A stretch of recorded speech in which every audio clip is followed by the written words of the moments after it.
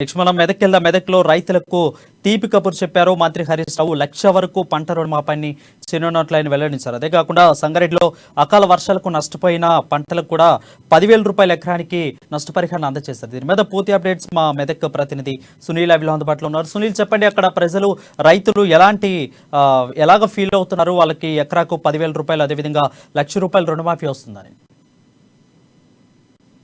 అయితే గత 3 నెలల క్రితం అకాల వర్షాలు కురిసి సంగారెడ్డి జిల్లాలో పెద్ద పంట నష్టం సంభవించింది. ఈ నేపథ్యంలో సీఎం కేసీఆర్ గతంలో హామీ ఇచ్చారు.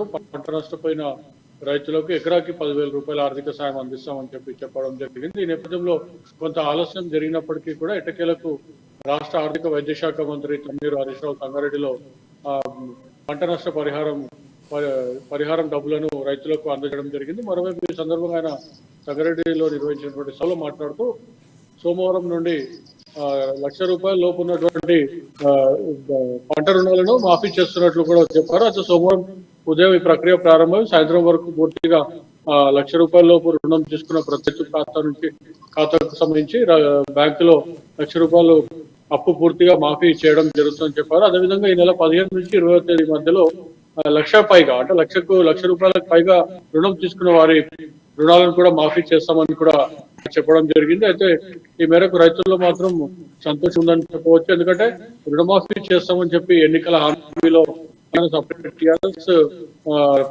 టిఆర్ఎస్ మేనిఫెస్టోలో కూడా ఉన్నటువంటి అంశం, కానీ ఆలస్యం జరిగింది.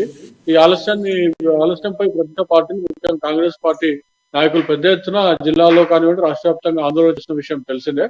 మొత్తానికైతే త్వరలోనే ఎన్నికలు జరగనున్న నేపథ్యంలో, రైతుల్లో వ్యతిరేకత వస్తున్న నేపథ్యంలో వాటన్నిటికీ ఫుల్ స్టాప్ పెట్టేందుకు 1,00,000 రూపు రుణాలను సోమవారం రోజున మాఫీ చేస్తున్నట్లు కూడా చేయబోతున్నట్లు కూడా రాష్ట్ర ఆర్థిక శాఖ మంత్రి తన్నీరు హరీష్ రావు చెప్పినప్పటికీ కూడా ఈ 15 నుంచి 20 తేదీల మధ్య 1,00,000 పైన తీసుకున్నటువంటి రుణాలు కూడా మాఫీ చేస్తా అన్నారు. మొత్తానికైతే సోమవారం నుంచి అయితే రైతులకు రుణమాఫీ నుంచి విముక్తి కలుగుతుందని చెప్పి కూడా మనం చెప్పుకోవచ్చు. ఎటైతే సునీల్, ప్రతిపక్షాలు ఆరోపిస్తున్నట్లు రైతులకు రుణమాఫీ అనేది 1,00,000 రూపాయల రుణమాఫీ అనేది ఖచ్చితంగా 3 నెలల ఎన్నికల్లో మాత్రమే, ఇప్పుడు రిలీజ్ చేస్తున్నటువంటిది ఖచ్చితంగా ఎన్నికల స్టేట్ మాత్రమే రైతులను ఆకట్టుకునే పనిలో బీఆర్ఎస్ ప్రభుత్వం పడిందని ప్రతిపక్షాలు ఆరోపిస్తున్నాయి. ఈ మాటలు ఎంతవరకు నిజం? అవును, మీరు అన్నట్టు రైతులకు తీసుకున్నటువంటి రుణాలు 1,00,000 రూపాయలు ఉన్న రుణాన్ని సకాలంలో రాష్ట్ర ప్రభుత్వం మాఫీ చేయలేదు. దీని ద్వారా ఏమైతుంది, జరిగే అంశం ఏంటంటే రైతులకు రుణాలు 1,00,000 రూపాయల రుణాలు ఉంటే కొందరు 30,000 నుంచి 40,000, 70,000 వరకు కూడా బ్యాంకులో వడ్డీ జమ అయినటువంటి పరిస్థితి ఉంది.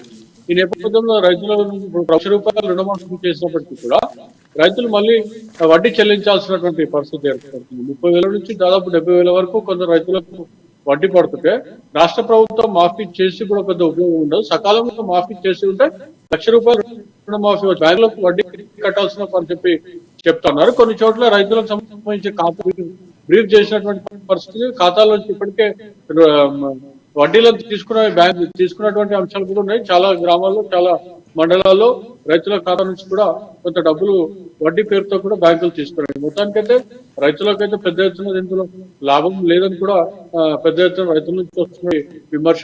సకాలంలో మాఫీ చేస్తుంటే వడ్డీ మిగిలేదు, కానీ ఇప్పుడు ప్రస్తుతం 1,00,000 రూపాయలకు దాదాపుగా 1,00,000 రూపాయలు వడ్డీ అయిందని చెప్పి కూడా రైతులు ఆవేదన వ్యక్తం చేస్తున్నారు. ఇదే అంశాన్ని కూడా పెద్ద ఎత్తున కాంగ్రెస్ పార్టీ జనాల్లోకి తీసుకెళ్లింది. రైతులతో పెద్ద ఎత్తున చాలా చోట్ల కూడా ఆందోళన చేసినటువంటి పరిస్థితి ఉంది వారు.